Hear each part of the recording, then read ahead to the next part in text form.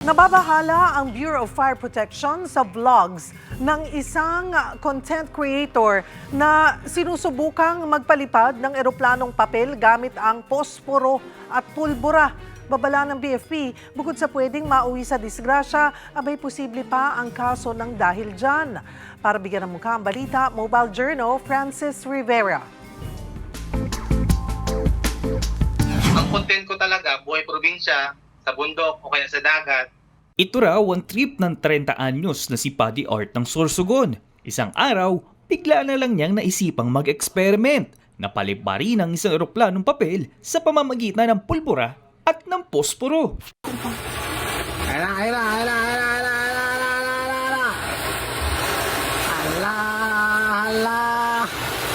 Ayaw! Lipad! Lipad! Mga panahon na po yun, sobrang maulan. Nasa kwarto lang ako. Hanggang sa nakita ko yung posporo. Doon na siya nagsimula. Parang lumikot na yung isip ko. Ang dami ko ng idea na nakuha.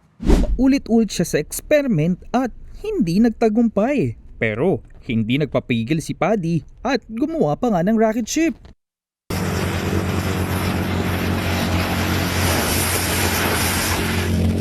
Kadalasan pag ang tao never say die, pinupuri siya ng mga nakakita o nakakapanood nito. Pero iba sa kaso ni Paddy.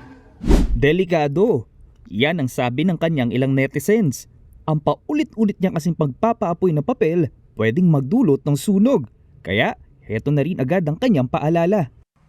Huwag nilang gagayahin yung mga ginagawa natin, lalo na yung posporo. Maging ang Bureau of Fire Protection na bahala dahil posible palang may kaso yan.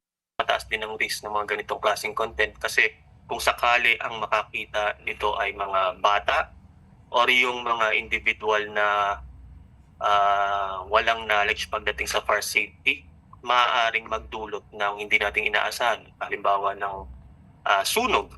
So mayroon tayong iba't ibang penalties or kapurusahan kapag mapapatunayan na ito nga ay papasok sa bilang aso, no? Maaaring makulong, meron ding multa na iba't iba ang fines and fees. Depende nga po sa gravity or severity ng incident or ng case. Sa ngayon, paalala muna ang ibinigay ng BFP na sa ganitong mga experiment, una, dapat nasa malawak at maluwag na lugar na malayo sa mga pwedeng pagmulan ng sunog. At pangalawa, dapat may ekspertong kasama.